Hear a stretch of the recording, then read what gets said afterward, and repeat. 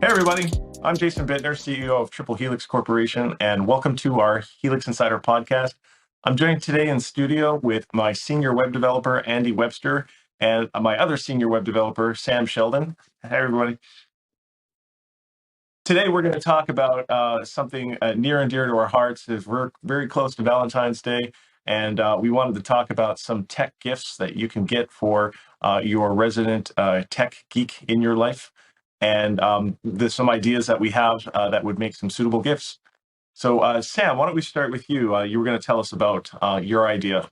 Yeah. So the first thing that I think of whenever I think of gifts for tech geeks is always Raspberry Pis. Because you can't go wrong with a Raspberry Pi. They're little tiny computers, probably a little bit about the size of a phone, I'd say. And the things you can do with a Raspberry Pi, you can do pretty much anything you can imagine with them. You can make little desktop computers out of them. You can use them for, a home media server. If you're, web developers like we are, I know I've used mine for setting up a little web development machine on my home network.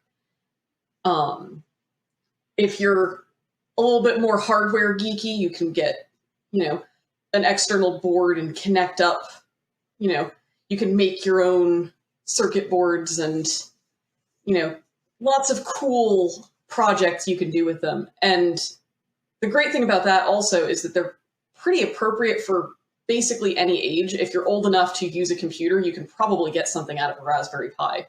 So they're a fully self-contained computer, right? And I understand they're really cheap. Like they're only like $30 or $40, right? I think they're a little more expensive than that. I haven't checked recently. I know there's been, supply issues. I know they're a little hard to get right now. But yeah, they're a self-contained computer, and I think that the official Raspberry Pi, organization actually has kits that you can use to put your Raspberry Pi board into basically a little keyboard that you can bring around and hook up to a monitor. So really good. Yeah, they're not especially powerful. You're not going to be running, the latest games on these or anything. But if all you want to do is browse the web or have a media server to put all your movies on or things like that, they're really going to be good. Yeah, I mean, I used to run a Minecraft server off of mine. They're powerful enough. I mean, that was the Raspberry Pi 2. I think they're up to Raspberry Pi 4 now. Yeah. So, and they've got like, if I recall, I think they've got some of them have 8 gigs of RAM in them now. So you can do quite a bit. Yeah. I mean, probably my personal uses for one would be A, Minecraft server, B, like a personal media. So while we're talking about Raspberry Pi, we refer to these devices as a type of certain class of computing called embedded computers or embedded hardware. And it reminds me of these other types of computers called Arduino boards. So like, unlike a Raspberry Pi, which is like a full-up server and you can do anything with it, an Arduino board is a little bit sort of like a dumb board in that it doesn't have like an operating system, and it has an embedded operating system, and it has its own programming language, a little similar to C, C#. And what you do with Arduino boards is more sensor-based. So if you want to like put a temperature sensor on a board and then have it outside so it can read the temperature, or if you want to send signals from it, they actually have all of these pins that you hook things up to the Arduino board. And because it's very small and lightweight, small footprint, you can do a lot of interesting programming exercises with this. So if your tech geek in your life actually loves to program and it loves to like tinker with like hardware and stuff, that's a really good gift. The other thing about Arduino is there's literally thousands of what we call daughter boards that actually go on top of them that extend the functionality. And that could be anything from motor controllers for sensor suites, because you only have so many inputs on the main board. So you add these extra boards that give you lots of additional sensors. So it's a really great gift for someone who likes to tinker with electronics. Let's take a little shift. Andy, why don't we talk a little bit about the drones and the cameras you were talking about earlier? Yeah, so, I mean, drones, that's a more expensive, but also a good gift. They do make less expensive drones now, too, that you can just kind of hook a camera to and fly around, take aerial shots. Pretty cool for if you have somebody who likes photography, you can get some very unique shots with a drone. You mentioned you can get a drone to follow you too, right? Yeah, some of the more high tech ones actually people they'll track you, so you could bring it with you while you're walking or running or something like that, and take some epic shots and put some epic music to it or something. But um, yeah, You can get pretty good landscape shots with them too. yeah. You can go way up high and get angles you wouldn't ordinarily get without like a plane. That reminds me of like the GoPro cameras too, right? I mean, like not necessarily drone based, but I mean, like those people that do all that action adventure stuff, they strap a camera to themselves or to maybe their pet or something like that, and they see the video footage from a different perspective. That reminds me for some reason of people who are just curious, where does their cat go during the day? So they put a GPS tracker collar on the cat. For the curious in us. Speaking of curious, another interesting idea is security cameras. I mean, they're for your safety per se, but for people like me, sometimes I just want to like see what's going on outside, middle of the night, or set them up pointing at someplace where animals usually run out in the middle of the night.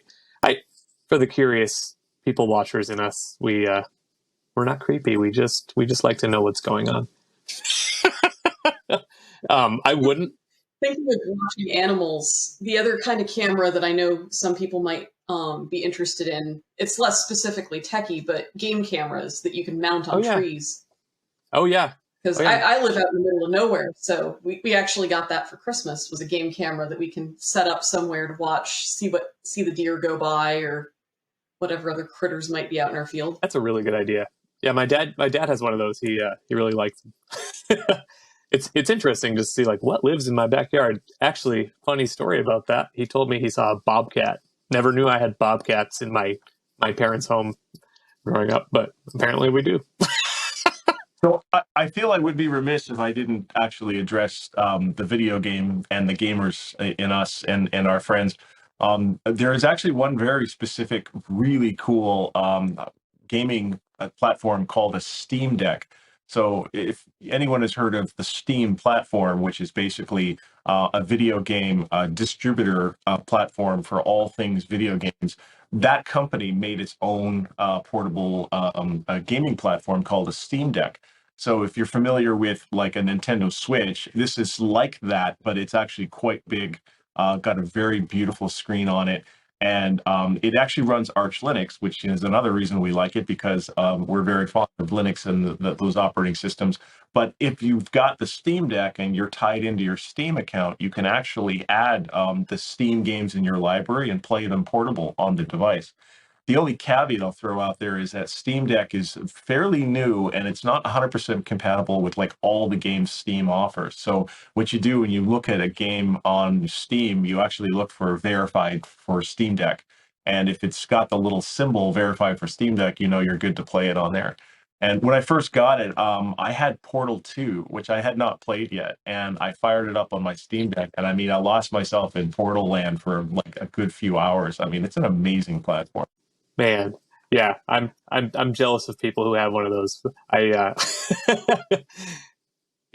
use Steam for most of my games now, and it's probably the only portable device I would buy. They're hard to find now because they're so popular, but I mean, there's a bit of a wait. But I got mine on opening day because I put in the pre-order, and pre-orders were opened up like 6 months or a year before it was released. But once those came through, I was able to get it, and it's if you can find one, it's a really awesome gift for your loved one.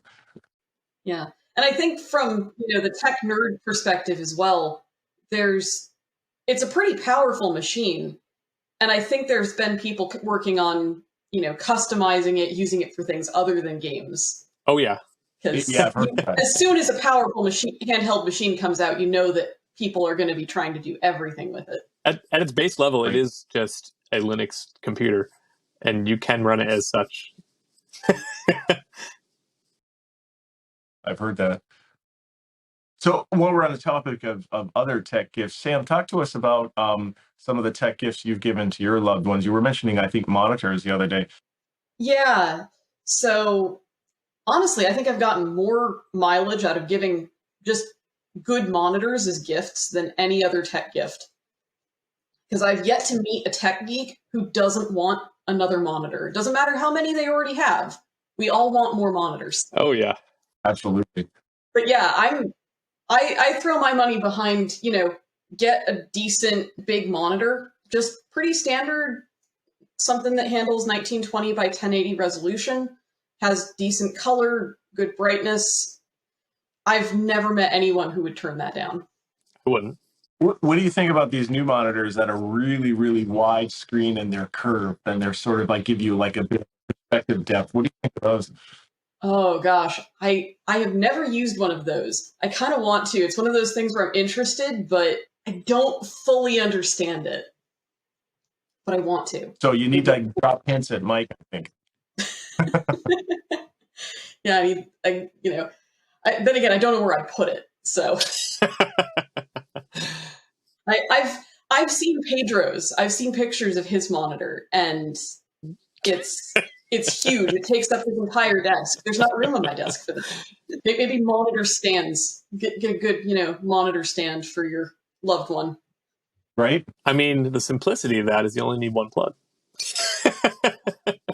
How about you, Andy? What other tech gifts are you interested in giving out? Oh, probably like portable charging banks. Anybody can use those, even at home. It's not even a travel thing. Who knows that moment when your phone's about to die and the wall plug is like all the way across the room. What if I had a portable charging bank right now, or the power? That's a more practical solution. Yeah. This is just like everyday life. Like, oh man, my battery's about to die. It's a good thing I have this portable charging bank just ready to go. Well, I find them handy for when the power actually does go out. Like, thankfully Connecticut is a fairly stable power and whatnot, but every little once in a while, and where we are in Windsor, we do lose power for a few hours, and it can be really messy if your phone's on low charge. So having a portable bank all charged up, ready to go, is actually pretty cool for that. Yeah, and a lot of those things are good for a phone. Like a lot of them are good for like 2.5 charges these days. There's some pretty good ones out there. You were talking about keyboards too. Oh yeah, always great idea. Good mouse and keyboard. I prefer like a wireless keyboard. Those are like pretty amazing. This particular one that I have is like a Logitech, and you can switch between like 3 different computers. So, oh, what? No way. Yeah. What? You can switch between? Oh yeah, computers? It's got like a little thing right here. It's got a 1, 2, 3 switch. I don't know if that's backwards in this camera, but yeah, it's so I can switch both my mouse and keyboard. So if your loved one uses multiple computers, it's like a really nice thing, and they make them in. That is really cool. So you can have one keyboard and mouse and actually control multiple machines, but it's just one set, and you just flip a button and it flips to the other machine. Yeah, I would not want to have 3 keyboards on my desk. So something like this is a lifesaver. The one caveat to that is a lot of us tech nerds are really, really picky about our keyboards. Because I know I'm a picky person about my keyboards. If it's too clicky, if it's not clicky enough, is it mechanical, is it membrane? Andy likes wireless, but I like wired. True, yeah. Some people don't like wireless keyboards. This one is really good responsive. I've never had a problem with it. Yeah, that's a really good idea. I wouldn't have thought of keyboards for that, but you're right. I mean, some of the more advanced ones could be really handy. That's awesome. Or if you don't know, just write in the card, I want to get you a really fancy keyboard. Please show me the way. Oh, man.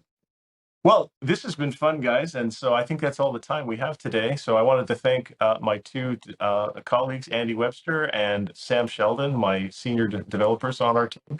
And thanks for all the great ideas. And until next time, see you around, everybody. Bye.